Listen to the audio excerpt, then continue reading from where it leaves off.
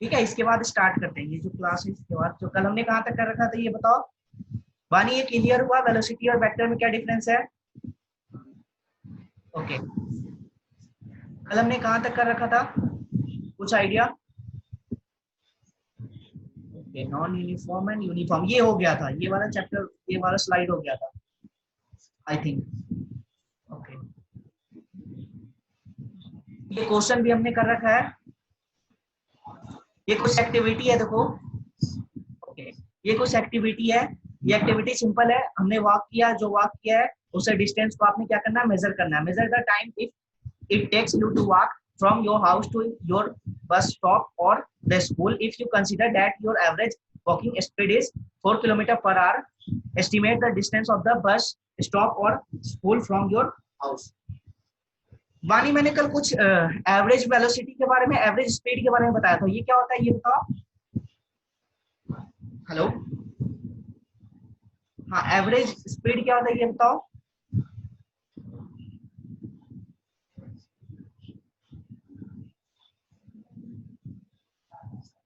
नहीं, average speed क्या होता है? स्पीड दोनों क्या, हेलो हेलो, एवरेज स्पीड मैंने क्या बताया था, total distance divide by total time. Total distance जो हमने कवर किया है और जो टोटल टाइम, जो डिस्टेंस ट्रेवल करने में हमें जो लगा है टोटल टाइम, वो क्या हो जाता है हमारा एवरेज स्पीड। इससे हमने कल क्वेश्चन भी करा था, है ना, जहां पे मैंने बताया था कि आप डिस्टेंस को क्या करोगे, पार्ट्स में डिवाइड कर दोगे और आप क्या ले रहे हो, ब्रेक ले रहे हो, बीच में ब्रेक ले रहे हो, ब्रेक लेने के बाद फिर से आपने अपना जर्नी स्टार्ट कर दिया। ओके, ब्रेक लेने के बाद आपने अपना फिर से जर्नी स्टार्ट कर दिया, तो इनिशियल और फाइनल का कुछ फंडा होता है, तो इसमें आपने टोटल डिस्टेंस जो कवर किया है, टोटल डिस्टेंस जो कवर किया और टोटल डिस्टेंस कवर करने में जो जितना टाइम हमने लगा है, ठीक है, वो हमारा क्या हो जाता है, एवरेज स्पीड होता है। समझ आ गया? Hello, okay. अब देखो नेक्स्ट हमारा टॉपिक है स्पीड विद डायरेक्शन। अभी हमने क्या बताया था, स्पीड जो है वो मोशन जो है ये क्या होगा हमारा स्ट्रेट लाइन में हो रहा है। अब क्या है, स्पीड जो है इसके डायरेक्शन के साथ पढ़ना है, और आप ये जानते हो अगर स्पीड के साथ डायरेक्शन आ जाए तो क्या हो जाता है, अगर स्पीड के साथ डायरेक्शन भी ऐड हो जाएगा तो वेलोसिटी हो जाता है। वेरी गुड, समझ आ रहा है पानी? मैंने क्या बताया कि स्पीड जो होता है हमारा स्केलर क्वांटिटी होता है, और वेलोसिटी क्या होता है, वेक्टर क्वांटिटी होता है। और स्पीड स्केलर क्वांटिटी इसलिए है क्योंकि इसके पास डायरेक्शन ही नहीं होता, अगर डायरेक्शन होता तो ये भी वेक्टर क्वांटिटी हो जाता। Okay, the rate of the motion of an object can be more comprehensive if we specify its direction of the motion along with speed.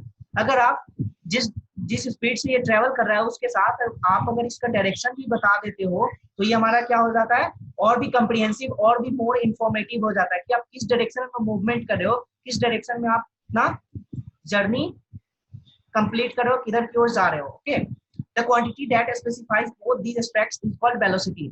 और जिस क्वांटिटी के पास दोनों ही एक्सपेक्ट होता है, जिसके पास मैग्नीट्यूड डायरेक्शन दोनों होगा, वो हमारा होता है वेलोसिटी।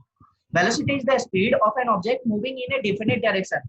वेलोसिटी क्या होता है कि स्पीड होता है लेकिन इसके साथ एक डेफिनेट डायरेक्शन भी होता है, इससे हमारा क्या हो जाता है, ये वाला टर्म वेलोसिटी बन जाता है। बस हमने एड ऑन किया है स्पीड में, बस डायरेक्शन एड ऑन किया है। The velocity of an object can be uniform और वेरिएबल। बानी ये बताओ यूनिफॉर्म नॉन यूनिफॉर्म क्या होता है, ये टर्म कंप्लीट करो। हाँ, यूनिफॉर्म नॉन यूनिफॉर्म।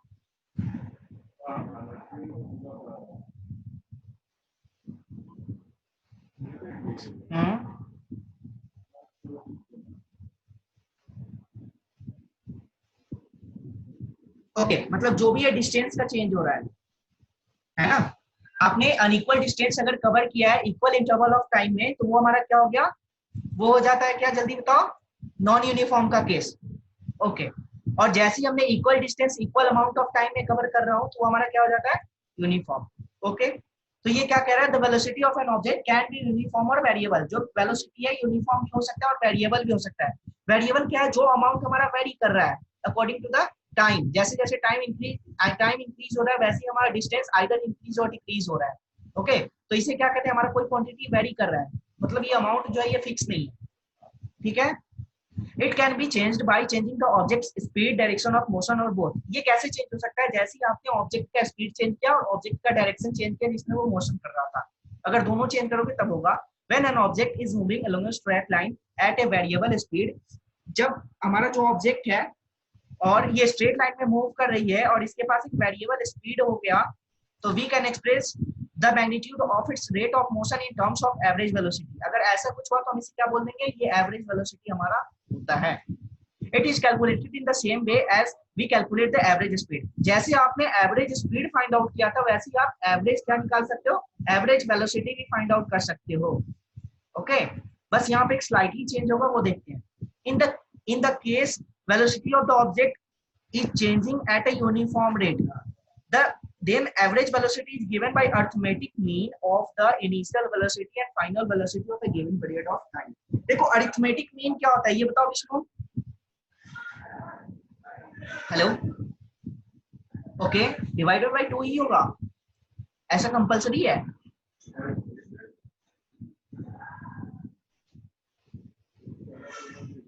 ओके, और यहाँ पे हमारे पास वेलोसिटी क्या होता है? कितने टर्म्स होते हैं वेलोसिटी? हमारे पास 2 टर्म्स होते हैं। Very good, final velocity v और इनिशियल वेलोसिटी u होता है। Okay okay, very good. Average, अब देखो ये एवरेज वेलोसिटी का फॉर्मूला है, average velocity equal to initial velocity plus final velocity divide by 2। आप अगर इसे मैथमेटिकली अगर रिप्रेजेंट करोगे तो v एवरेज क्या हो जाएगा? आप जानते हो इनिशियल वेलोसिटी u होता है, फाइनल वेलोसिटी v होता है, और आपने क्या करना है? इसका अरिथमेटिक निकाल लेना। अरिथमेटिक मीन तो हमारा क्या हो जाएगा? v plus u upon 2। अगर आप ये कर लेते हो तो ये हमारा आ जाता है एवरेज वेलोसिटी। ओके, वानी ये समझ आया एवरेज वेलोसिटी? ओके, डिफरेंशिएट करो एवरेज स्पीड और एवरेज वेलोसिटी में।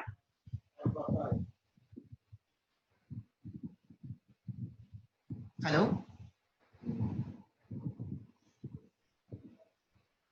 Average average velocity. Okay, clear करता हूँ। देखो एवरेज स्पीड क्या होता है ये बताओ पहले। एवरेज स्पीड क्या होता है ये बताओ? एवरेज स्पीड क्या होता है? टोटल डिस्टेंस ट्रेवल और total time taken. Okay, very good, ये आप जानते हो। और आप ये भी जानते हो कि स्पीड के पास अपना डायरेक्शन नहीं होता है। तो फर्स्ट ऑफ ऑल जो वेलोसिटी होता है उसके पास अपना डायरेक्शन भी होता है, डायरेक्शन मैग्नीट्यूड दोनों होता है, इसलिए हमारा ये वेक्टर क्वांटिटी होता है। इसके पास क्या होता है? डी भी होता है, डायरेक्शन भी होता है, मैग्नीट्यूड भी होता है। ओके, और आप ये जानते हो कि वेलोसिटी को अगर हम रिप्रेजेंट करते हैं तो मान लो यहाँ पे मैंने स्टार्ट किया था, ए पॉइंट से स्टार्ट किया मैंने और बी पॉइंट पे अपना मैंने जर्नी एंड किया। तो जब मैंने स्टार्ट किया उस समय का क्या वेलोसिटी था? Velocity means we have magnitude and direction both, तो ये हमारा वेलोसिटी हो जाता है। और जो लास्ट पोजीशन था जहां पे हमने फाइनल डेस्टिनेशन था हमारा, जहां पे मैं पहुंच के स्टॉप किया अपना जर्नी, तो वहां पे जो वेलोसिटी रहा होगा वो v होता है। ओके, इसे हम इनिशियल वेलोसिटी बोलते हैं और दूसरे वाले को फाइनल वेलोसिटी बोलते हैं। ठीक है, अब देखो जो एवरेज स्पीड था उसमें हमें टाइम रिक्वायरमेंट था इसे फाइंड आउट करने के लिए, लेकिन एवरेज वेलोसिटी को फाइंड आउट करने के लिए टाइम की रिक्वायरमेंट नहीं है, क्योंकि यहाँ पे आप जानते हो फिक्स अमाउंट है, इनिशियल वेलोसिटी भी होगा ही होगा, फाइनल वेलोसिटी भी होगा ही होगा, और आप इसका अरिथमेटिक निकाल लेते हो, अरिथमेटिक मीन तो हमारा क्या हो जाएगा? ये एवरेज वेलोसिटी आ जाएगा। समझ आया? हेलो, ओके, अच्छे से समझ में आया? कोई डाउट है तो फिर से पूछो। हेलो, और वेलोसिटी आप जानते हो, वेलोसिटी के पास अपना डिस्टेंस भी होता है, मैग्नीट्यूड भी होता है और डायरेक्शन भी होता है। ओके, बस सिंपल क्या है? Total distance upon total time, ये हो गया। आप इसे इससे भी रिप्रेजेंट कर सकते हो, v equal to s upon T. ये वाला फॉर्मूला बहुत इंपॉर्टेंट है। ये हमारा क्या होता है? एवरेज स्पीड का फॉर्मूला। और एवरेज वेलोसिटी का फॉर्मूला क्या होता है? एवरेज वेलोसिटी का फॉर्मूला होता है v plus you divide by 2। इन दोनों में सबसे बड़ा डिफरेंस, अगर आप फॉर्मूले के टर्म में बात कर रहे हो तो इनका ये सबसे बड़ा डिफरेंस है। उसके बाद आप क्या करोगे? डिफाइन कर पाओगे। और इनका जो एसआई यूनिट होता है, एसआई यूनिट इनका भी सेम ही होता है जो हमारा एवरेज स्पीड का होता है, मीटर पर सेकेंड। ओके, इनका भी एसआई यूनिट वही होता है। समझ में आया? ओके, विष्णु समझ में आया? ओके, अब देखो हमने सारा कुछ कर लिया, अब सेकंड नंबर क्वेश्चन पढ़ो। The odometer of a car rates 2000 km at a start of a trip and 2400 km at the end of the trip. If the trip took 8 hours, calculate the average speed of the car in kilometer per hour and meter per second. Okay आप दोनों इसे calculate करके मुझे बताओ ये क्या होगा।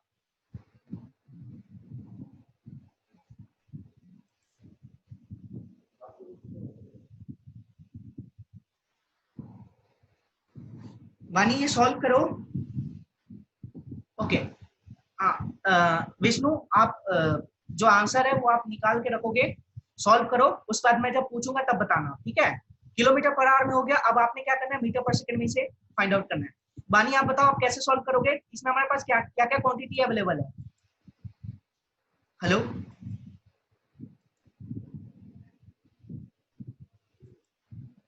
4000 kilometre कहाँ है, देखो। ओके वेरी गुड, कैसे फाइंड आउट किया आपने। देखो एक मिनट पहले जो ओडोमीटर आता है ये क्या करता है, इसका क्या काम है ये बताओ। जो ओडोमीटर होता है ये क्या काम करता है, मैंने ये पढ़ाया था, ये एक डिवाइस और ये किस लिए यूज होता है ये बताओ। ओके वेरी गुड, ठीक है। तो जब मैंने कार स्टार्ट किया तो उस समय जो हमारा ओडोमीटर का रीडिंग था, ओडोमीटर का जो मेजरमेंट था वो 2000 किलोमीटर था। अब तक जो कार ने जर्नी किया है, अब तक जो कार ने ट्रेवल किया है डिस्टेंस वो 2000 किलोमीटर ही इसने ट्रेवल किया है। लेकिन जैसे ही इसने चलना स्टार्ट किया और इसका जैसे ही इसने डेस्टिनेशन पे अपना जर्नी कंप्लीट किया तो वहां पे इसका डिस्टेंस अब क्या हो जाएगा 2400 किलोमीटर है। तो you need to find out the difference between both the quantities both the parameter. अब जैसे ही आप इसका डिफरेंस फाइंड आउट करोगे क्या आ जाएगा 400। ओके ठीक है, जो फाइनल डिस्टेंस था फाइनल डिस्टेंस में से आप इनिशियल डिस्टेंस को माइनस कर दोगे तो हमारा क्या आ जाएगा, ये जो डिस्टेंस हमने अभी कवर किया है ये डी आ गया। मानिए समझ आ रहा है, ये 400 हो गया। और टाइम हमने कितना कंज्यूम किया है 8 आवर, टाइम हमने कितना दिया है टी कितना है 8 आवर। ओके और मुझे क्या फाइंड आउट करना है, एवरेज स्पीड फाइंड आउट करना है। जल्दी से बताओ इसका फॉर्मूला क्या होता है, एवरेज स्पीड का फॉर्मूला क्या होता है।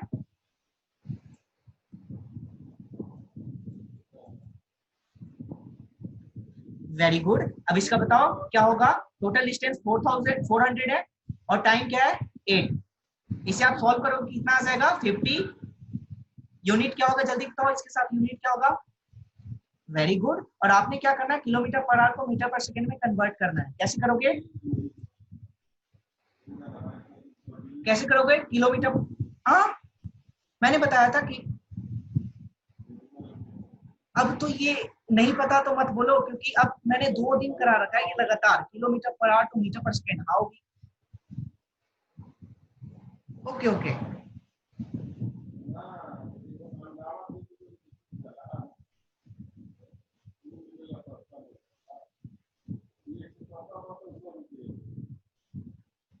ओके, एक मिनट विष्णु एक मिनट, क्रॉस चेक हम कर लेंगे। ओके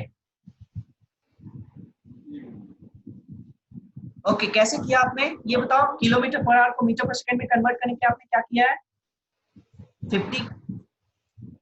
देखो हाँ हाँ बताओ बताओ अब जैसे बताओ 50 किलोमीटर। ओके ओके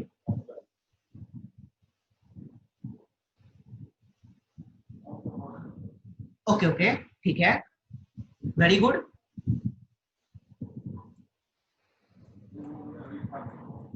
ओके बच्चे देखो मैं जो आपको बताता हूँ, देखो मैं आपने जो करा है वो भी ठीक है, देखो मैं इसे और भी अच्छे से बताता हूँ। देखो ये क्या आ जाएगा 18 बन जाए 18 70 18 अप्रॉक्स 14 के आसपास आ जाएगा, ठीक है। हेलो 13 पॉइंट समथिंग आ जाएगा। ओके देखो अब इस ओके ओके वेरी गुड। देखो अब मैंने क्या बताया था, आप ये कह रहे हो ना किलोमीटर पर आवर होता है। ओके विष्णु आपका भी यही आया था सॉल्यूशन का answer. Hello okay, very good very good. देखो वानी, ये फिर से एक बार समझ लो, 1 किलोमीटर में कितना होता है, 1 किलोमीटर में कितना मीटर होता है, 1000 मीटर। ठीक है, अब देखो 1 आवर में कितना मिनट होता है, 60 मिनट, है ना। और 1 मिनट में कितना सेकेंड होता है, 60 सेकेंड होता है। तो मैंने क्या करना है, 60 × 60 से मल्टीप्लाई कर देना है। ओके, अब देखो आपने जो करा है वो ये करा है, ठीक है, ये अप्रोच भी सही है। और इसमें क्या करना है, देखो आपको टाइम सेव करना है। पेपर में क्या होता है, आपने टाइम सेव करना होता है। तो just you need to memorise this terms. आपको ये वैल्यू मेमोराइज करना पड़ेगा, और मेमोराइज करने की भी जरूरत नहीं है, आपको ये हमेशा ये कैलकुलेट नहीं करना पड़ेगा। ये जो टर्म है ये आपका इंक्रीज नहीं होगा, डायरेक्ट आप इसका वैल्यू लिख दो 5/18, वो भी सही है और ये भी सही है। ओके, आपने क्या किया, इतना प्रोसेस इसका सॉल्व किया है, ये काफी टाइम कंज्यूमिंग था। ओके, अगर डायरेक्ट मैं वैल्यू से मल्टीप्लाई कर देता हूँ 50 × 5/18, इसका भी सेम ही रिजल्ट होगा जो आप 1000/3600 करोगे। ओके, कोई नहीं, ये प्रैक्टिस में लेंगे तो और भी हमारा ये बेटर हो जाएगा। ओके ओके, ठीक है। थर्ड नंबर क्वेश्चन करो। Usha swims in a 90-meter long pool. She covers 180 meter in one minute by swimming from one end to another and back along the same straight path. Find the average speed and the average velocity of the Usha. बताओ विष्णु, आप भी solve करो।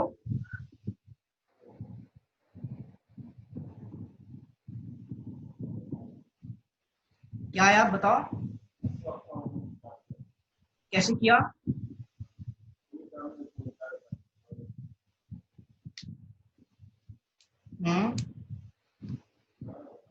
Okay, ठीक है,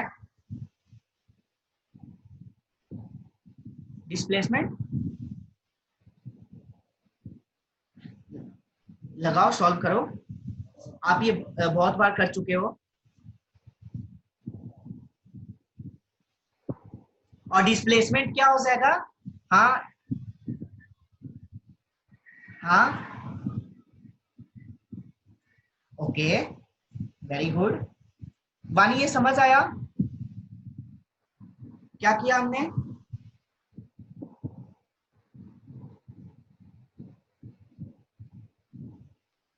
okay, very good. Average speed के लिए हमारे पास क्या क्या अवेलेबल था, ये बताओ।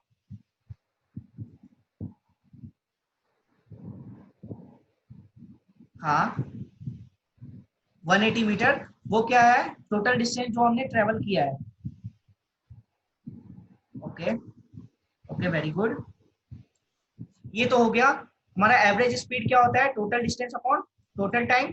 टोटल डिस्टेंस देखो 90 मीटर लंबा ही पूल था, इसका जो लेंथ था ये 90 मीटर का था। और मैंने क्या किया, जब मैं एक बार गया डेस्टिनेशन पे पहुंच गया, फिर से मैं वापस आ गया, और इसको कवर करने में टोटल डिस्टेंस हमारा कितना हो गया 180, और इसको मैंने 1 मिनट में कवर कर लिया है। इस डिस्टेंस को मैंने 1 मिनट में कवर किया है। और जब मैंने 1 मिनट में कवर किया तो आपने क्या करना है, टोटल डिस्टेंस क्या हो गया 180, और टाइम क्या हो गया 1 मिनट को आपको क्या करना होगा, 1 मिनट को क्या करना होगा, सेकेंड में कन्वर्ट करना होगा। तो आप क्या करोगे 60, तो आपके पास क्या आ गया 3 मीटर पर सेकेंड। ठीक है, अब देखो वेलोसिटी कैसे निकालोगे, एवरेज वेलोसिटी कैसे निकालोगे, ये बताओ।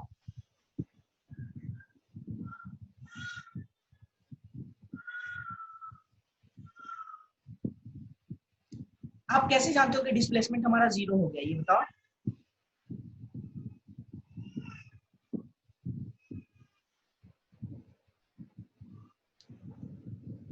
ओके, मैं अब बता देता हूँ। देखो आपका जो पूल का लेंथ था कितना था, 90 मीटर था। ओके ओके, अब मैंने क्या बताया था, डिस्प्लेसमेंट क्या होता है, अगर आप स्टार्टिंग पॉइंट से फाइनल पॉइंट पे जाते हो तो इसका डिस्टेंस तो 90 मीटर था, और आप क्या कर रहे हो, उसी में बैकवर्ड डायरेक्शन में उसी पाथ पे फिर से वापस आ जा रहे हो अपने स्टार्टिंग पॉइंट पे जहां से आपने स्टार्ट किया था। तो मैंने क्या बताया था, जिस पॉइंट से आपने स्टार्ट किया था फाइनली फिर से आप बैकवर्ड डायरेक्शन में उसी पॉइंट पे आके स्टॉप कर रहे हो, तो यहाँ पे हमारा डिस्प्लेसमेंट 0 हो जाता है। हाँ, वेरी गुड। और माइनस में जैसे ही करूंगा तो 90 - 90 क्या हो जाएगा 0। तो इसका ये रीजन है। अगर ये बताओ, अगर मैं ये कहूँ कि आपका जो ये डिस्टेंस था ये 180 किलोमीटर का था और मैंने टोटल डिस्टेंस 270 मीटर कवर किया है, 270 मीटर कवर किया है, इसका मतलब क्या हुआ कि मैं स्टार्टिंग पॉइंट से 180 मीटर पूरा ट्रेवल किया, उसके बाद मैंने क्या किया, फिर से फाइनल पॉइंट से मैं अपना जर्नी स्टार्ट कर दिया और मैं कहीं पे 90 मीटर पे ही स्टॉप कर जाता हूँ। तो अब जो होगा आपका टोटल डिस्टेंस क्या हो जाएगा, 270 मीटर है, टोटल डिस्टेंस यहाँ पे क्या गया, 270 मीटर है। अब डिस्प्लेसमेंट आप फाइंड आउट करो तो डिस्प्लेसमेंट क्या आ जाएगा, डिस्प्लेसमेंट क्या होता है, जो आपने फॉरवर्ड डायरेक्शन में जो आपने जर्नी किया है वो और जो आप बैकवर्ड डायरेक्शन में उसी पाथ पे आ रहे हो तो वो माइनस हो जाएगा। ओके, तो ये माइनस होने के बाद कितना आ जाएगा हमारे पास 90 मीटर। ये डिस्प्लेसमेंट इस वाले टर्म में, इस वाले केस में हमारे पास 90 मीटर आ जाएगा। समझ आया वानी? अब रीजन पता है? ओके, अब कभी कंफ्यूजन नहीं होगा। ओके, तो इसके कारण क्या हो गया, हमारा जो एवरेज वेलोसिटी है ये बिल्कुल ही जीरो हो गया। ओके, विष्णु समझ आया? ओके, देखो during uniform motion of an object, अब देखो rate of change of velocity क्या होता है, rate of change of velocity कुछ नहीं है, जो आप मोशन करते हो तो उसमें क्या होता है, हमारा एक वेलोसिटी होता है, एक इनिशियल होता है, फाइनल होता है, इन दोनों के बीच में डिफरेंस जो भी होगा वो रेट ऑफ चेंज होगा, कितना रेट से इसने चेंज किया अपना वेलोसिटी को, वो हमारा क्या हो जाता है, rate of change of velocity. Okay, during uniform motion of an object along a straight line the velocity remains constant with time।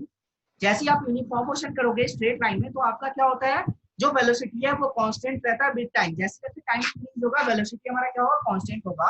In this case the change in velocity of the object for any time interval is zero.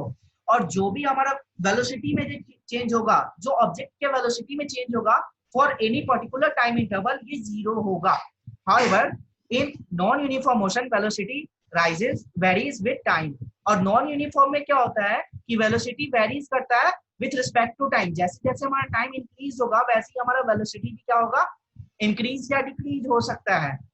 Okay, it has different values at different instant and at different point of the part. इसके बाद क्या होगा, different value होगा different instant पे। देखो instant क्या हमारा time है, कोई भी एक पर्टिकुलर टाइम को आप यूज कर लो और कोई भी एक पर्टिकुलर वैल्यू है उसका क्या होगा, ये डिफरेंट होगा पाथ के डिफरेंट पॉइंट पे। Thus, the change in the velocity of the object during any time interval is not zero। और ये क्या कह रहा है, जो ऐसे ही जो चेंज है वेलोसिटी का एनी टाइम इंटरवल में, ये क्या होगा, जीरो नहीं हो रहा है। Can we now express the change in velocity of an object. अब बताओ ये समझ आया? इसमें यूनिफॉर्म नॉन यूनिफॉर्म का क्या फंडा था, ये बताओ मानी, ये समझ आया? ओके, ये समझ नहीं आया फिर से समझा दूं? हेलो,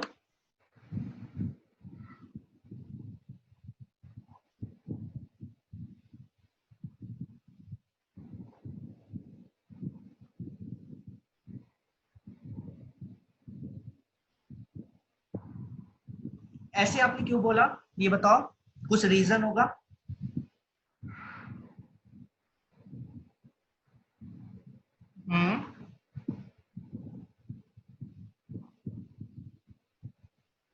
अच्छा, ठीक है,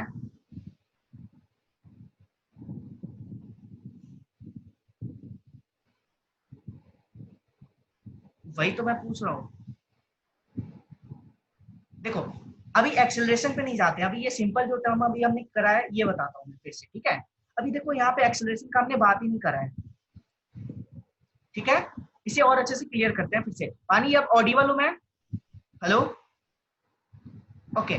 during uniform motion of an object long a straight line, अगर किसी ऑब्जेक्ट ने स्ट्रेट लाइन में एक यूनिफॉर्म मोशन किया, यूनिफॉर्म मोशन ये होता है कि आपने पार्टिकुलर टाइम इंटरवल में आपने पार्टिकुलर इक्वल डिस्टेंस आपने ट्रेवल किया है, ओके, तो ये हमारा यूनिफॉर्म मोशन हो जाता है।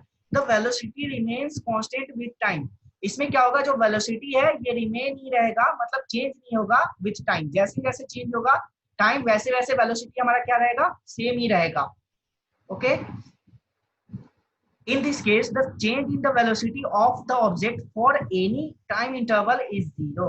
और इसमें क्या होगा कि वेलोसिटी में चेंज जो होगा हमेशा ये जीरो ही होगा, जो आप पढ़ते हो ना u और v, ये यूनिफॉर्म के केस में इसका जो चेंज है, इसके बीच में जो चेंज है ये ऑलवेज जीरो होगा अगर ये यूनिफॉर्म रेट से जा रहा है। तो अगर ये पूरा टोटल ये 5 मीटर पर सेकेंड की स्पीड से ही अपना मूवमेंट करेगा, अपना मोशन करेगा, तो ये पूरा जो हमारा जो जर्नी है इसमें इसका 5 मीटर पर सेकेंड ही रहेगा।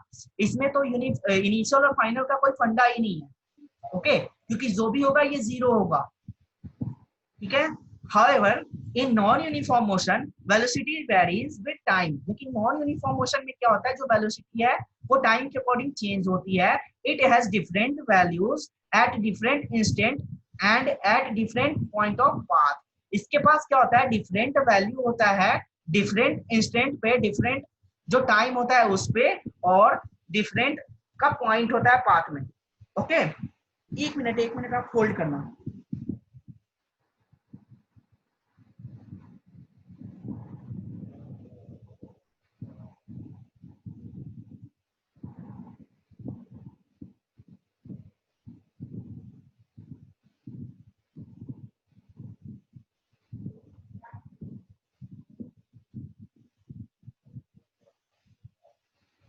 हेलो बच्चे, am I audible? Hello, okay. मैंने क्या बताया, जो यूनिफॉर्म होता है उनके बीच में जो रेट होता है, वेलोसिटी का जो चेंज ऑफ रेट होता है ये जीरो होता है। तो इनके बीच में तो एक्सेलरेशन का तो कोई बात ही नहीं है, ये समझ लो। एक्सेलरेशन तब होगा, ठीक है, एक्सेलरेशन तब होगा जब आपके वेलोसिटी के बीच में कुछ डिफरेंस होगा, तभी आप एक्सेलरेट कर पाओगे, अपने कार को एक्सेलरेट कर पाओगे, मतलब आप अपने स्पीड को इंक्रीज कर पाओगे, ओके। तो जैसे ही इनिशियल और फाइनल के वैल्यू में कभी भी अगर डिफरेंस जीरो आ जाए तो ये वाला हमारा यूनिफॉर्म का केस होता है। और नॉन यूनिफॉर्म का केस क्या होता है कि जैसे ही आपने चेंज किया तो वैसे क्या होगा, आपका डिफरेंट इंस्टेंट ऑफ टाइम पे आपका डिफरेंट वैल्यू होगा, वेलोसिटी का डिफरेंट वैल्यू होगा इन द पाथ के डिफरेंट पॉइंट पे। thus the change in the velocity of the object during any time interval is not zero। जो नॉन यूनिफॉर्म का case है, जो नॉन यूनिफॉर्म का केस है, इसमें जो वेलोसिटी का जो रेट ऑफ चेंज है ये जीरो कभी नहीं होगा। इनिशियल और फाइनल के बीच में कुछ ना कुछ डिफरेंस होगा ही होगा, ये समझ लो। इनिशियल और फाइनल के बीच में कुछ डिफरेंस होगा ही होगा, है ना। तो इसलिए हम कहते हैं कि हमारा एक यूनिफॉर्म एक नॉन यूनिफॉर्म होता है, ठीक है, ये समझ आया।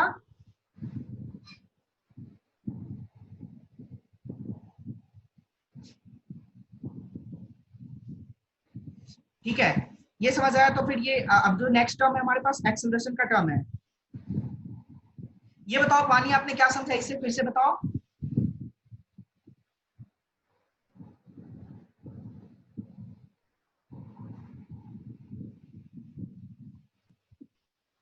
टाइम इंटरवल, टाइम इंटरवल नहीं बाबू, देखो फिर से ये थोड़ा सा कंफ्यूजन रह ही गया। देखो टाइम का तो हम बात ही नहीं कर रहे हैं, टाइम तो चेंज होगा ही होगा। अगर टाइम चेंज नहीं होगा तो आप बताओ कैसे आप वेलोसिटी को आइडेंटिफाई कर पाओगे किस चेंज हो रहा है, इनके बीच में कुछ चेंज है। टाइम का तो कोई बात ही नहीं, टाइम का कोई इशू ही नहीं है। आप क्या कह रहे हो कि अगर इनिशियल और फाइनल वेलोसिटी, हाँ ठीक है, अब मैं बताता हूँ, फिर से क्लियर करता हूँ। देखो ये मैं यूनिफॉर्म का केस बता रहा हूँ, अगर यूनिफॉर्म होगा तो क्या होगा, ओके। ये हमारा कोई डिस्टेंस है, ए और बी से मैं ट्रेवल करना स्टार्ट करता हूँ, ए से स्टार्ट किया मैंने, बी पे एंड किया, और इसमें जो हमारा जो वेलोसिटी होगा, होल जर्नी में जो हमारा वेलोसिटी रहेगा ये कांस्टेंट रहेगा, ये 5 मीटर पर सेकेंड है, okay.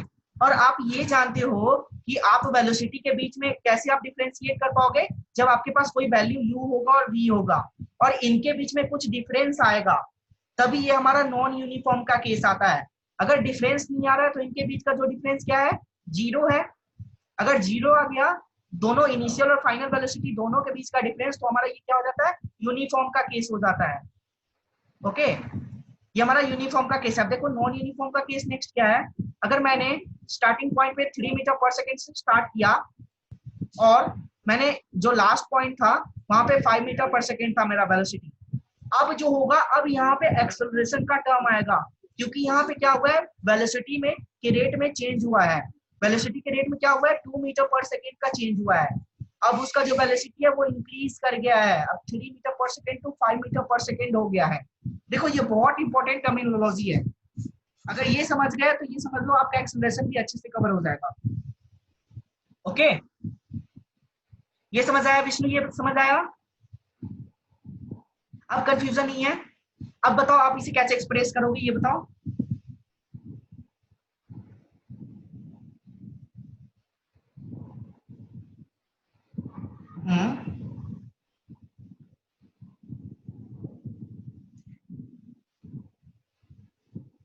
Very good very good. अगर ठीक है, अगर ठीक है, एक मिनट विष्णु, एक मिनट। अगर मेरा जो वेलोसिटी के बीच में जो रेट ऑफ चेंज ऑफ है वेलोसिटी का ये 0 हो रहा है, तो इसके बीच में कुछ एक्सेलरेशन होगा, ये बताओ, इनमें कोई एक्सेलरेशन होगा? ओके, वानी ये समझ आया, ये वाला कॉन्सेप्ट, ये वाला कॉन्सेप्ट बहुत इंपॉर्टेंट है। अगर आपका जो rate of change of velocity है अगर ये 0 आ गया, इनके बीच का अगर डिफरेंस 0 आ गया, तो कोई एक्सेलरेशन हो ही नहीं रहा है। एक्सेलरेशन कराने के लिए हमें क्या होता है, जो वेलोसिटी हमारे पास पहले है, प्री डिफाइंड जो वेलोसिटी है, प्री वेलोसिटी है, उससे आपको कुछ इंक्रीज करना पड़ेगा उसके अमाउंट को, तभी वो एक्सेलरेट कर पाएगा। ओके, एक एक्सेलरेशन का केस होता है, एक डी एक्सेलरेशन का केस होता है, दोनों अलग टर्मिनोलॉजी है, दोनों वाइस वर्सा, दोनों अपोजिट टर्म है, एक्सेलरेशन डी एक्सेलरेशन, दोनों को डिस्कस करेंगे। ये समझ में आया तो चलो मैं नेक्स्ट कराता हूं। To answer such a question, we have to introduce some physical quantity called acceleration. इस टर्म को इंट्रोड्यूस करने के लिए हमारे पास क्वांटिटी है, फिजिकल क्वांटिटी। मैंने क्या बताया था, फिजिकल क्वांटिटी बताया था और एक्सेलरेशन भी बताया था। एक्सेलरेशन का जो ऐसा यूनिट होता है ये मीटर पर सेकेंड स्क्वायर होता है, ये नोट डाउन कर लो, बहुत इंपॉर्टेंट है। मीटर पर सेकेंड स्क्वायर क्यों होता है कि एक्सेलरेशन जो होता है rate of change of velocity होता है divide by time, rate of change of velocity divide by time, है ना। और वेलोसिटी का ऐसा यूनिट क्या होता है, मीटर पर सेकेंड, और टाइम का ऐसा यूनिट क्या होता है, सेकेंड। अगर आप इसे सॉल्व करोगे तो आपके पास क्या आ जाएगा, metre per second square. Okay, ये एक्सेलरेशन का ऐसा यूनिट है, ऐसा यूनिट आप इजीली फाइंड आउट कर सकते हो। जस्ट वी हैव, हमें क्या होना चाहिए, जो भी हमने प्रीवियस जो हमने ऐसा यूनिट करा है वो हमें थोड़ा मेमोराइज होना चाहिए हमारे लिए, तब हम इजिली कैलकुलेट कर सकते हैं। Okay, which is a measure of the change in the velocity of an object per unit time। ये क्या हो रहा है कि जो हमने चेंज किया है वेलोसिटी में, वो that is acceleration equal to change in velocity divided by time taken। अगर वेलोसिटी के बीच में कुछ चेंज ही नहीं हो रहा तो कोई एक्सेलरेशन ही नहीं हो रहा। ये बहुत इंपॉर्टेंट टर्म है, नोट डाउन कर लो। If the velocity of an object changes from initial value u to the final value v in the time t, the acceleration a equal to v minus u upon t। ये वाला formula note down कर लो। Hello hello, okay. अच्छा वानी, एक question है आपसे, अगर मेरा एक्सेलरेशन हो रहा है, अगर किसी ऑब्जेक्ट में एक्सेलरेशन हो रहा है, स्पीड में एक्सेलरेशन हो रहा है, वेलोसिटी में एक्सेलरेशन हो रहा है, तो ये बताओ ये ऑब्जेक्ट है ये डिस्प्लेस होगा या नहीं?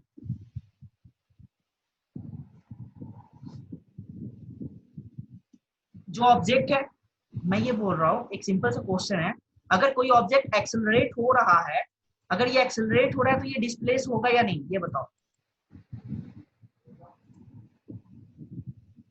नहीं, कैसे, ये बताओ। नहीं, ओके, और नहीं होगा तो नहीं किस केस में होगा ये भी बताओ। एक यूनिफॉर्म का केस होता है, एक नॉन यूनिफॉर्म का केस होता है, किस केस में हमारा ऑब्जेक्ट डिस्प्लेस नहीं हो पाएगा, ये भी मुझे बताओ। यूनिफॉर्म में डिस्प्लेस नहीं होगा, क्यों डिस्प्लेस नहीं होगा? क्या एक्सेलरेशन? अच्छा मैं बताता हूं, एक मिनट एक मिनट। अगर कोई कार एक होल जर्नी में 5 मीटर पर सेकेंड की स्पीड से मूव कर रही है, ओके, इनिशियल भी इसका यही था वेलोसिटी, फाइनल भी यही वेलोसिटी था। अब बताओ ये मूव कर रही है तो ये तो डिस्प्लेस हो ही रही है, ये तो देखो, अगर ये मूव हो रहा है, कार हमारा मूव कर रहा है, तो ये डिस्प्लेस तो हो ही रहा है। एक्सेलरेशन क्या होता है, बस इन दोनों के बीच में, इन दोनों के अमाउंट के बीच में जो भी डिफरेंस होता है वो एक्सेलरेशन हो जाता है। एक्सेलरेशन का ये मतलब नहीं है अगर एक्सेलरेशन नहीं हो रहा तो वो डिस्प्लेस नहीं होगा। विष्णु ये टर्म क्लियर है? हेलो हेलो, ये समझ रहे हो ना? एक्सेलरेशन अगर टर्म नहीं इंट्रोड्यूस हो रहा है तो इसका ये मतलब बिल्कुल भी नहीं है कि आपका जो कार है वो डिस्प्लेस नहीं हो पाएगा। हो सकता है जो कार का जो वेलोसिटी है इनिशियल और फाइनल दोनों 5 मीटर पर सेकेंड का ही था और ये कांस्टेंट अमाउंट में था। ओके, 5 मीटर पर सेकेंड इसने ट्रेवल किया ही। अब बताओ ये कार जो है ये 4 सेकेंड के लिए ट्रेवल कर रही है, तो इसने अपना कुछ ना कुछ तो इसने डिस्टेंस ट्रेवल किया है। ये मान लो 0 मीटर पे थी, अब ये नेक्स्ट में क्या किया इसने 20 मीटर पे आ गई है, तो इसका तो कुछ डिस्प्लेस हुआ है, ये कार तो कुछ डिस्प्लेस हुई है, कुछ डिस्टेंस इसने कवर किया है।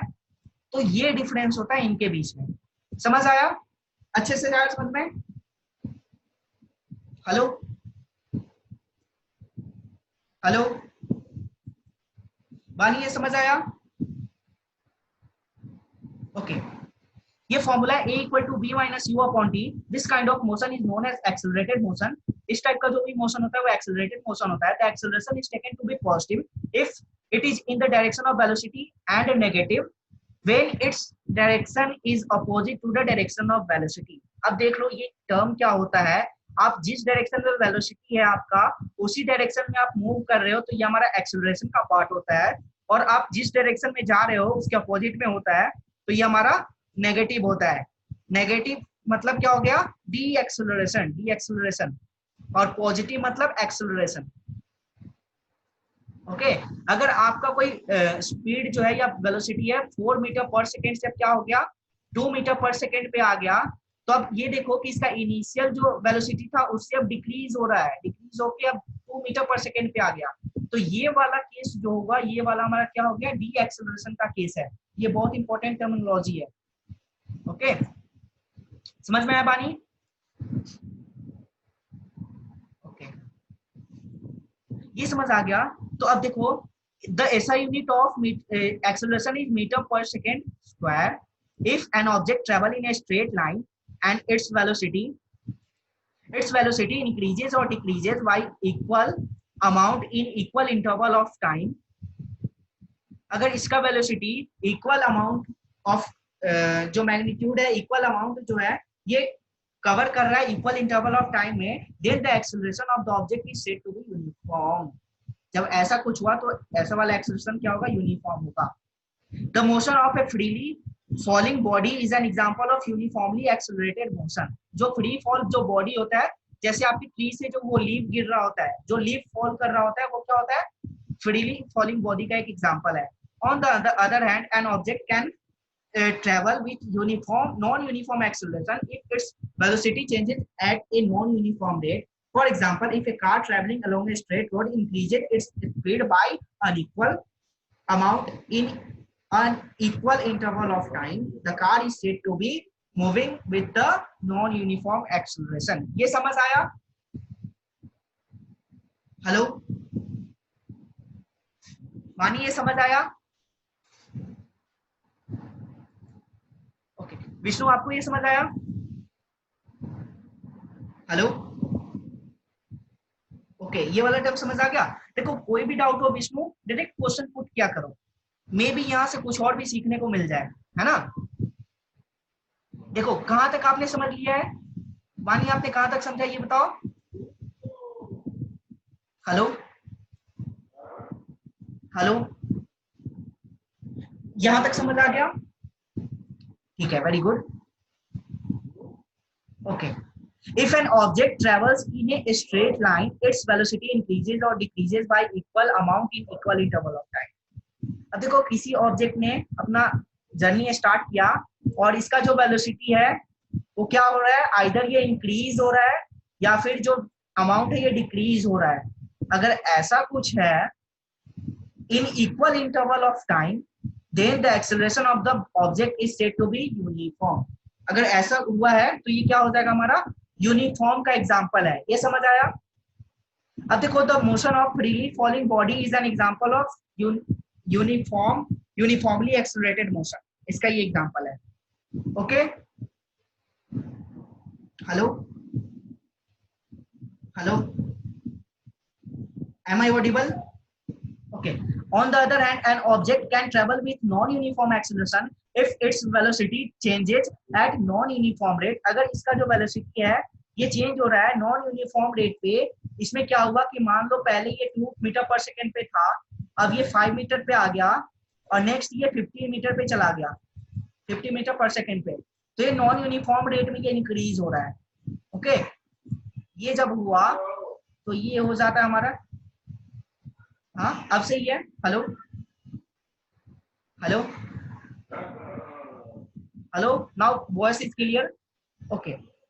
On the other hand, an object can travel with non-uniform acceleration if its velocity changes at a non-uniform rate. अगर इनके वेलोसिटी के बीच में जो चेंज आ रहा है नॉन यूनिफॉर्म रेट में आ रहा है, तो ये वाला जो केस होता है ये नॉन यूनिफॉर्म एक्सेलरेशन का केस होता है। For example, if a car traveling along a straight road increases its speed by unequal amount in equal interval of time. इसमें क्या हो रहा है, मैं अपने स्पीड को अनइक्वल अमाउंट से इंक्रीज कर रहा हूँ in the equal interval of time. Okay, then the car is said to be moving with non-uniform acceleration. तब हम क्या बोलेंगे, कार जो है नॉन यूनिफॉर्म एक्सेलरेशन से क्या कर रही है, मूव कर रही है। अब समझ आया? हेलो, ओके विष्णु, ये समझ आया? ओके,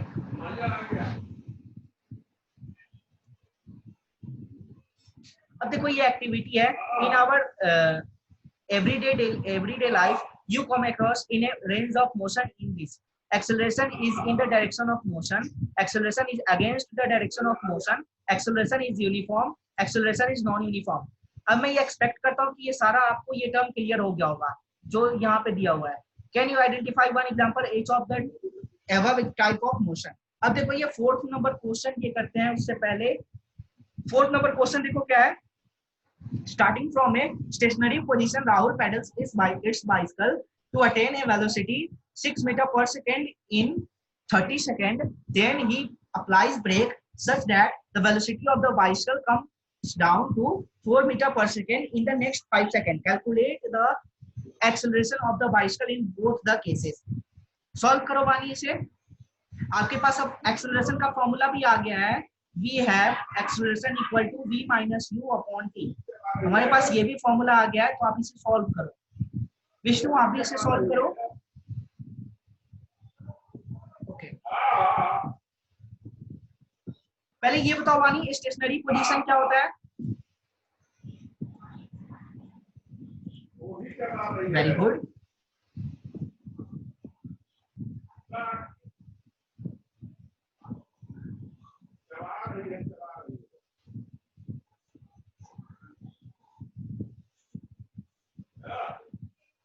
कैसे किया आपने ये बताओ?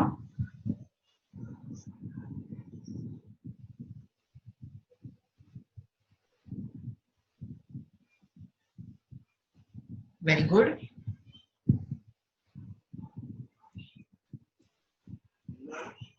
ओके, ठीक है।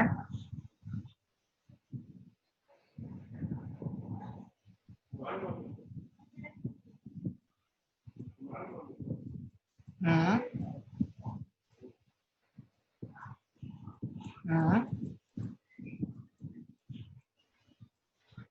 0 पॉइंट।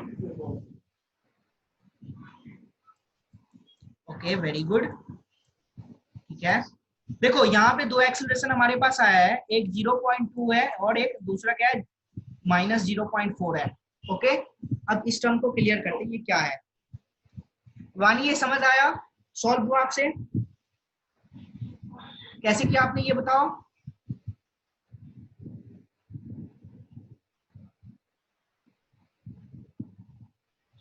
Very good.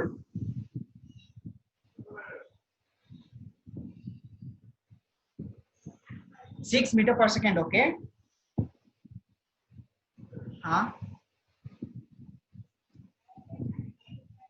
क्योंकि वी हैव द फॉर्मूला, क्या है हमारे पास formula v minus you upon T, ये वाला फॉर्मूला है वेयर फाइनल वेलोसिटी 6 है, इनिशियल वेलोसिटी u है। तो आपने क्या किया, सिंपली आपने वैल्यू को पुट कर दिया है।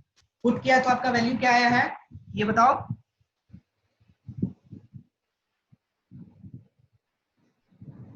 Zero 0.2 metre per second square. Very good. Okay, अब सेकेंड वाला केस फाइंड आउट करो। Then he applies brake. अब जैसे ही इसने ब्रेक अप्लाई किया ना, मतलब क्या हुआ कि इसका वेलोसिटी क्या है, डिक्रीज हुआ है, वेलोसिटी डिक्रीज हुआ है जैसे ही हमने ब्रेक अप्लाई किया।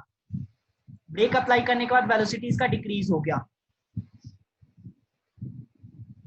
हाँ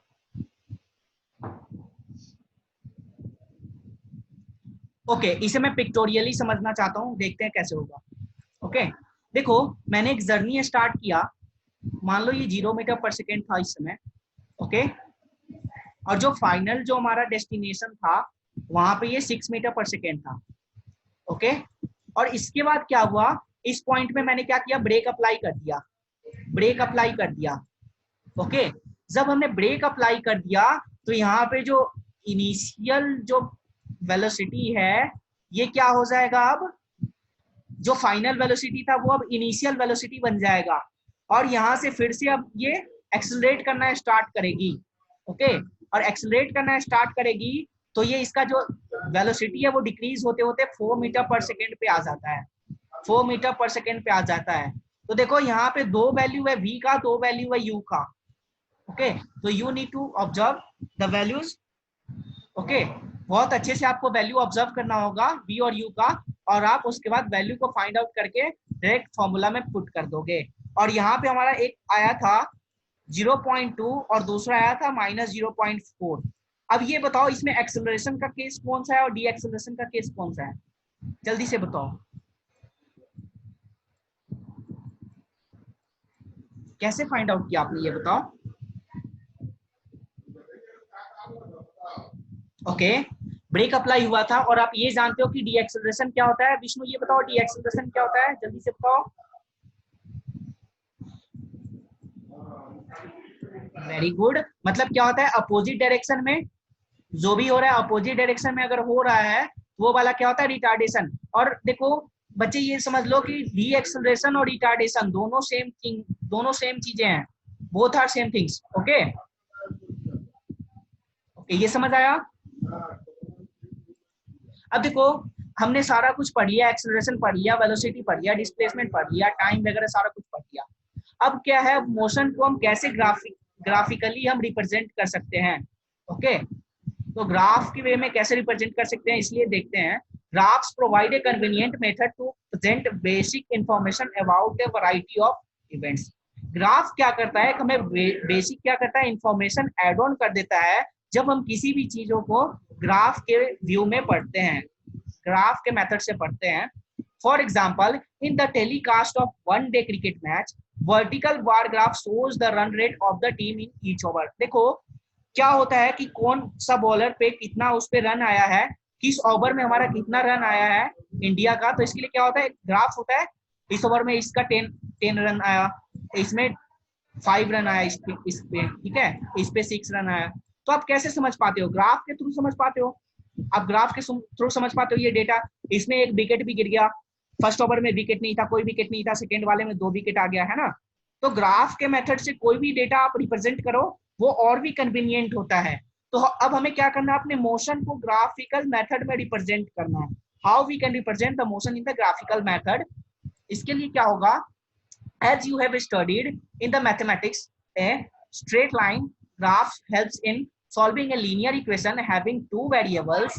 इसमें क्या होता है, आपने पढ़ रखा है linear equation in one variable, आपने शायद पढ़ रखा होगा, नहीं पढ़ा है तो वो पढ़ लेंगे, ठीक है, वो और अच्छे से क्लियर करेंगे। To describe the motion of an object we can use line graph. In this case, line graph shows dependence of one physical quantities such as distance or velocity on another quantities such as time। आप क्या करोगे, हमारे पास graph का कोई axis है, एक x axis है, दूसरा वाई एक्सिस है। ओके आप क्या करोगे, एक्स एक्सिस पे टाइम को पुट करोगे और वाई एक्सिस पे आप अपना वेलोसिटी और स्पीड को पुट डाउन करते जाओगे। जैसे ही आपने ऐसा किया तो आपका जो भी डिस्टेंस और वेलोसिटी इनके बीच में जो रिलेशन है आप इसे ग्राफिकली रिप्रेजेंट कर सकते हो। ओके और ये भी जो भी है ये स्ट्रेट लाइन में होगा। समझ आया, हेलो, ओके मानिए समझ आया। अब तो अब जो भी हम पढ़ेंगे टाइम और डिस्टेंस के बारे में पढ़ेंगे। और टाइम और डिस्टेंस क्या होता है, स्पीड इक्वल टू, आप जानते हो कि डिस्टेंस अपॉन टाइम होता है, ये बेसिक फॉर्मूला है, speed equal to distance upon time, है ना। इसमें क्या होगा, जो स्पीड है, जो डिस्टेंस है और टाइम है, इन दोनों के वैल्यू को हम ग्राफ पे प्लॉट करेंगे। जो टाइम होगा वो एक्स एक्सिस पे प्लॉट होगा और जो डिस्टेंस है वो वाई एक्सिस पे प्लॉट होगा। और इसके बाद जो भी हमारे पास जो वैल्यू आएगा, ये स्ट्रेट लाइन है, देखो ये स्ट्रेट लाइन है ना। इसे हम कहते हैं जो मोशन अलोंग स्ट्रेट लाइन, जो भी मोशन हो रहा है वो स्ट्रेट लाइन में हो रहा है। The change in the position of an object with time can be represented on the distance time graph adopting a convenient scale of choice. In this graph, time is taken along a x-axis and the distance is taken along a y-axis. Distance time graph can be employed under various conditions where objects move with uniform speed, non-uniform speed remain at the rest. Okay, etc. इसमें क्या किया हमने कि जो speed है वो क्या हो, यूनिफॉर्म हो, यूनिफॉर्म नॉन यूनिफॉर्म हो, रेस्ट हो, कोई मैटर नहीं करता। आपने जो बस ध्यान रखना है वो ध्यान रखना है इसका डिस्टेंस और टाइम का। ओके, और मुझे इन्हीं दो पैरामीटर को प्लॉट करना है ग्राफ पे। We know that when an object travel equal distance in equal interval of time, it moves with the uniform speed. जैसे ही ऑब्जेक्ट ने इक्वल डिस्टेंस को कवर किया इक्वल इंटरवल ऑफ टाइम में, तो ये क्या कर रही है, यूनिफॉर्म स्पीड से मूव कर रही है। This shows that the distance travel by the object is directly proportional to the time. ये क्या बता रहा है कि जो डिस्टेंस है ये directly proportional to the time है। ओके, अब देखो ये डायरेक्टली प्रोपोर्शनल कैसे है, आप ये फॉर्मूला जानते हो, speed equal to distance upon time, clear है। और मैं इसे ये भी लिख सकता हूं, time into speed equal to distance, ये लिख सकता हूं। ओके, तो प्रोपोर्शनलिटी का केस क्या होता है, मैं डायरेक्टली प्रोपोर्शनल कब कहूंगा और इनवर्सली प्रोपोर्शनल कब कहूंगा, ये बताओ। जो डिस्टेंस और टाइम है इनके बीच में डायरेक्टली का क्या केस होगा, इनवर्सली का क्या केस होगा, क्या फेनोमेना होगा, ये बताओ। अगर मैं जैसे ही टाइम को इंक्रीज कर रहा हूं तो क्या होगा, जल्दी से बताओ। अगर मैं एक क्वांटिटी को इंक्रीज करता हूं तो दूसरा क्वांटिटी भी इंक्रीज हो रहा है, तो ये क्या होता है, डायरेक्टली प्रोपोर्शनल है। अगर मैं एक क्वांटिटी को डिक्रीज करता हूं और अनदर क्वांटिटी इंक्रीज हो रहा है, तो ये इनवर्सली प्रोपोर्शनल का केस होता है। ओके, समझ आया विष्णु, समझ आया। ओके, बानी समझ आया। Okay. Thus, for the uniform speed, a graph of distance traveled against time is a straight line, as shown in figure 8.3. The portion OB of the graph shows that the distance is increasing at a uniform rate. देखो OB क्या है, O और ये जो है O और A, ये वाला डिस्टेंस है यहाँ पे, और OB का जो डिस्टेंस है ये वाला है यहाँ तक। जो फाइनल जो डिस्टेंस था जो B पे है, B पॉइंट पे है, ये OB का डिस्टेंस है। इसमें हमने क्या किया है, इसमें जो डिस्टेंस जो ट्रेवल जो हमने किया है ये यूनिफॉर्म था, जो स्पीड जो हमने ट्रेवल जो किया है यूज किया है वो यूनिफॉर्म स्पीड था। इक्वल डिस्टेंस हमने ट्रेवल किया इक्वल इंटरवल ऑफ टाइम में, तो ये यूनिफॉर्म स्पीड का केस हो गया। If you take the magnitude of the displacement equal to the distance travel by the object along the y axis. समझ आया। ये वाला ग्राफ था इसलिए मैंने ग्राफ को प्लॉट नहीं किया है। जैसे ही आप टाइम का वैल्यू इंक्रीज करोगे डिस्टेंस भी आपका इंक्रीज होते जाएगा, जैसे ही डिस्टेंस इंक्रीज करोगे टाइम भी इंक्रीज होगा। ओके, समझ आया। हेलो, ओके, बानी ये समझ आया। ओके,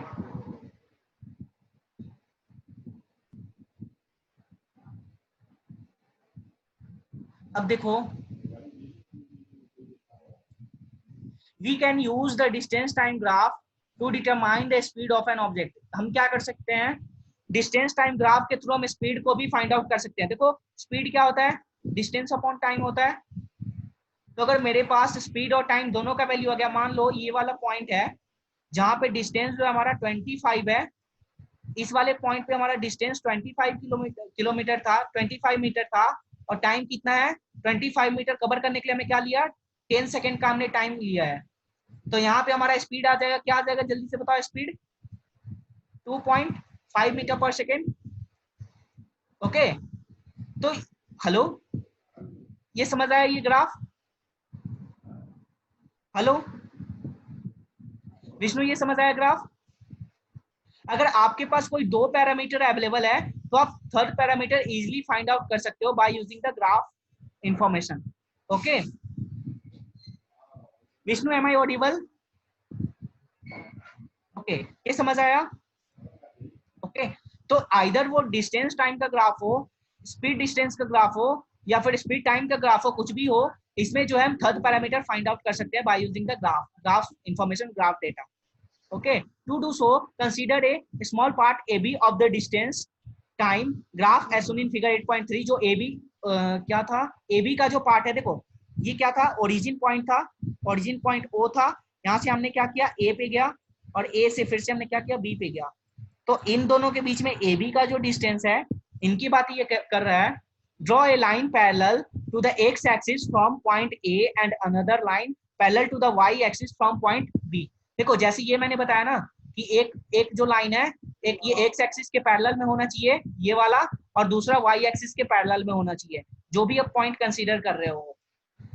इसके बाद क्या होगा, these two line meet each other at one point C, और ये दोनों लाइन है ये एक पॉइंट पे मीट करेगी, उस पॉइंट को आपने नाम क्या दे दिया, सी। ऐसा कुछ हुआ to from a rectangular A B C, और ऐसा हुआ है तो ये क्या हो गया, रेक्टेंगुलर कुछ ऐसा आ गया, ए बी सी का केस आ गया है। Now on the graph, AC denotes the time interval T2 minus T1, while BC correspond to the distance S2 minus S1। हाँ समझाता हूँ। ओके, देखो इस वाले में क्या है, ये ओरिजिन पॉइंट है, ठीक है, ये A पॉइंट है और ये B पॉइंट है। ओके, मान लो आपने C यहाँ पे है और C मैंने क्या किया है, इस वाले पॉइंट को मैंने अज्यूम किया C, ठीक है। अब आपने क्या करना है, आपने वैल्यू फाइंड करना है, AC के बीच का वैल्यू फाइंड करना है। ओके, तो एक्स एक्सिस का जो ग्राफ है इसके पैरेलल में आप कर लो, एक लाइन ड्रॉ कर लो, वो क्या हो गया, AC हो गया, और वाई एक्सिस के पैरेलल में क्या करो, आप एक लाइन ड्रॉ करो जो कि BC हो गया, ये हो गया। अब आप ये जानते होंगे पाइथागोरस थ्योरम के बारे में, h square equal to p square plus p square. Okay, आप यहां से क्या कर सकते हो, इजिली वैल्यू फाइंड कर सकते हो, और वैल्यू क्या हो जाएगा, A B square equal to A C square plus B C square. जब आप फाइंड कर लोगे तो जो ए बी का वैल्यू आएगा, ए बी का वैल्यू जो भी आएगा वो स्पीड होगा, ए बी का वैल्यू जो भी आएगा वो स्पीड होगा।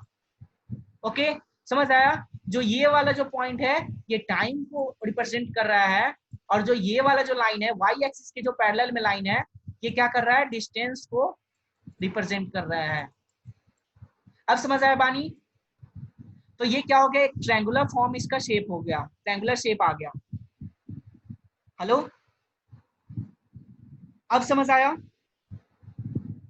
आपने क्या करा, आपने सी की जगह आप क्या कर लो, सी अब आप यहाँ पे भी ले सकते हो, सी का वैल्यू मान लो इस पॉइंट पे यहाँ पे है, तो आपका क्या हो जाएगा, इस पॉइंट पे जैसे ही आपने लिया तो आपका जो सी है T2 ये हो गया, T2 सी वाले पॉइंट पे हो जाएगा, और T1 क्या हो जाएगा, ये वाला T1 आपका ये पॉइंट हो जाएगा।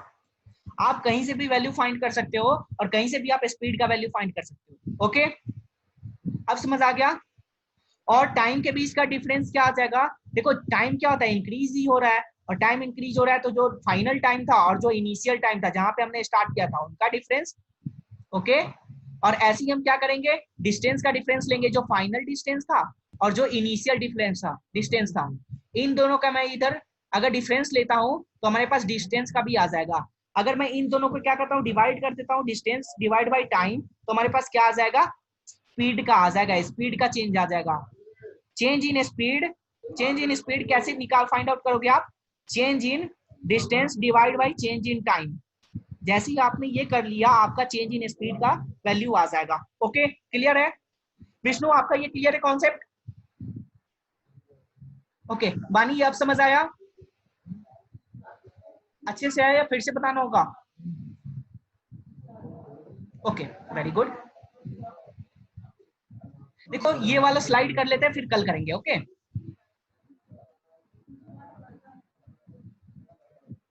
ठीक है। अब देखो T2 माइनस T1 क्या हुआ, फाइनल टाइम और इनिशियल टाइम जो था, while BC correspond to the distance S2 minus S1, जो BC जो था डिस्टेंस, ये क्या था, S क्या होता है, डिस्टेंस को रिप्रेजेंट कर रहा है, तो S2 लास्ट वाला डिस्टेंस, और जो जहां हमने स्टार्ट किया था, जैसे आपने अभी कार का एक एग्जांपल लिया था, 2000 किलोमीटर से हमने स्टार्ट किया था, 2400 पे हमने स्टॉप कर दिया, तो ये क्या हो गया, लास्ट वाला डिस्टेंस था S2 था, और ये फर्स्ट वाला डिस्टेंस क्या था, S1 था। ओके, इन दोनों को मैंने अगर कर लिया, we can see from the graph that as the object move from point to A to B, ऐसे ही ये क्या कर रही है, जो पॉइंट के बीच में जो ऑब्जेक्ट है ये मूव कर रही है, वो पॉइंट है A to B, it covers a distance S2 minus S1, और ये जो डिस्टेंस कवर कर रही है ऑब्जेक्ट, ये S2 minus S1 distance cover कर रही है in the time T2 minus T1। T2 minus T1 time में ये S2 minus S1 distance travel कर रही है। The speed v equal to, v क्या हो जाएगा, आप जल्दी से बताओ, v क्या होता है, डिस्टेंस अपॉन टाइम, तो डिस्टेंस क्या है, S2 माइनस S1, और टाइम क्या है हमारे पास, T2 माइनस T1। ओके, जब आपने ये फाइंड आउट कर लोगे तो आपके पास जो भी आएगा वो स्पीड आएगा। ओके, आइदर आप डेटा के थ्रू स्पीड को फाइंड आउट करो या ग्राफ के थ्रू स्पीड को फाइंड आउट करो, both are same thing. We can also plot the distance time graph for the accelerated motion. Table 8.2 shows the distance traveled by a car in a time interval of the 2 second. अब क्या है कि इनके बीच में जो भी time के बीच में जो गैप होगा ये 2 सेकेंड का होगा। देखो पहले 0 से 2 हमने इंक्रीज किया टाइम, फिर 2 से 4, फिर 4 से 6, फिर 6 से 8, फिर 8 से 10, फिर 10 से 12 हमने टाइम इंक्रीज किया। लेकिन इसमें देखो, इसमें क्या हो रहा है, पहले हमने क्या किया, 0 से 4, फिर 4 से 9, 1 से 4, 4 से 9, 9 से 16, 16 से 25, 25 to 36। मैंने क्या बताया था, जो भी होगा वैल्यू क्या हो जाएगा, एच स्क्वायर इक्वल टू क्या होता है, P square plus B square. तो ये जो भी टर्म है ये स्क्वायर का टर्म है। देखो ये 1 का स्क्वायर है, 2 का स्क्वायर है, 3 का स्क्वायर है, 4 का स्क्वायर, 5 का स्क्वायर, 6 का स्क्वायर। ठीक है, आप जैसे इसे रूट में कन्वर्ट करोगे 5 6 2 4 3 इसका वैल्यू आ जाएगा। ये जो डिस्टेंस ट्रेवल किया गया है ये क्या है, ये समझ लो फिर से, ये जो डिस्टेंस है, distance travel bye A car at regular time interval, और डिस्टेंस जो है ये मीटर में है। ये समझ में आया वानी, विष्णु ये समझ आया, वानी ये समझ में आ गया। ओके, अब मैं इसे कंक्लूड कर दूं, the distance time graph for the motion of the car is shown in figure 8.4. note that the shape of the graph is different from the earlier. देखो पहले वाला जो ग्राफ का कंडीशन था वो स्ट्रेट लाइन था, अब देखो ये कर्व शेप में कुछ आ गया, हमारे पास जो भी वैल्यू आया कर्व शेप में आया। ओके, जैसे ही इसने इस वाले पॉइंट पे पहुंचना स्टार्ट किया, अल्टीमेटली इसका जो स्पीड है ये इंक्रीज होते जा रहा है। ओके, तो ये अर्लियर वाला जो ग्राफ है उससे ये स्लाइटली डिफरेंट है। स्लाइटली डिफरेंस इसमें में है कि इसका जो जो लाइन है, जो मोशन हो रहा है, ये स्ट्रेट लाइन में ना होके अब ये कर्व के रूप में हो रहा है इसका motion. The nature of this graph shows non uniform variation of the distance travelled by the car with time. ये ग्राफ क्या रिप्रेजेंट कर रहा है कि हमने नॉन यूनिफॉर्म डिस्टेंस को कवर किया है in the equal interval of time. अगर आपने ऐसा कर लिया, दस the graph shown in figure 8.4 represent motion with non uniform speed. अभी तक आपने बस थ्योरेटिकल पढ़ा था नॉन यूनिफॉर्म स्पीड और यूनिफॉर्म स्पीड क्या होता है। अब मैंने क्या करा, अब मैंने करा है जो हमें क्या करना है, ग्राफ के थ्रू हमें इसे अब समझने की कोशिश करनी है। ओके, समझ आ गई, ये इतना कॉन्सेप्ट क्लियर है। ओके, वानी ये समझ आया, हमने क्या किया, दो ग्राफ को स्टडी किया है, एक ग्राफ का जो वैल्यू था वो स्ट्रेट लाइन में आ रहा था, दूसरा जो ग्राफ था इसका जो वैल्यू था ये क्या था, कर्व शेप में आ रहा था। तो इन दोनों के बीच में कैसे हुआ, एक तो यूनिफॉर्म स्पीड से मूव कर रहा था, सेकेंड वाला नॉन यूनिफॉर्म स्पीड से मूव कर रहा था, इसलिए इनके ग्राफ का जो चेंज था ये स्लाइटली चेंज आ गया। समझ में आ गया।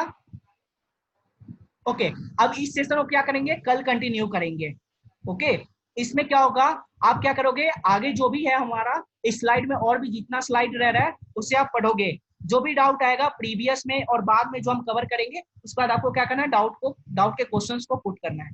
ओके, समझ में आया वानी, विष्णु समझ आया। ओके, सेशन एंड करूं, इंग्लिश क्लास में सर से कंफर्म करा के ग्रुप पे मैसेज कर देता हूँ। ओके, क्योंकि अभी सर का 10th के साथ क्लास था, इसलिए जैसे ही मेरा ये खत्म होगा फिर 10th के साथ मेरा क्लास हो जाएगा, फिर सर का आपके साथ क्लास होगा। ओके, तो मैं ये कंफर्म कर लेता हूँ ऐसे। Okay bye. मैं इस एक मिनट इस सेशन को मैं रिकॉर्ड करके यूट्यूब पे डाल दूंगा, तो आप वहां से इसे एक्सेस कर सकते हो। ओके, जो ब्लेजिंग बिट्स डालोगे तो उसका चैनल है यूट्यूब पे। Okay, okay bye bye.